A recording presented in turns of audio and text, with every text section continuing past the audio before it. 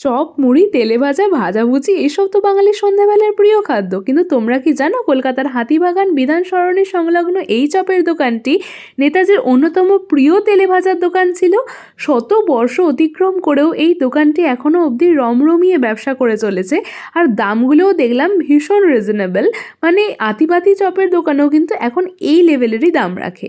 তো ভেবেছিলাম অনেকবার যে এইখান থেকে একবার ট্রাই করব, তো আজকে সেই সুযোগটা করেই নিলাম নিজের জন্য। তো এইখান থেকে আমি নিয়েছিলাম নারকেলের চপ, ফুলকপির চপ, সয়াবিন কাটলেট আর আমের চপ। নারকেলের চপ আর ফুলকপির চপের মধ্যে সেরকম কোনো ডিফারেন্সিয়েট আমি করতে পারিনি, তবে এই ফয়েলে মোড়ানো সয়াবিন কাটলেটটা কিন্তু বেশ ভালো ছিল।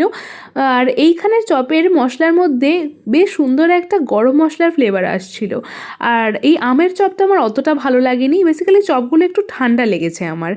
আর একদম গরম গরম দেখলাম এই আলুর চপটা ভাজছিল, সেটা একটা তুলে নিয়ে খেলাম, বেশ ভালো খেতে ছিল। তো তোমরা একবার এই হেরিটেজ চপের দোকানটা ট্রাই করতে পারো।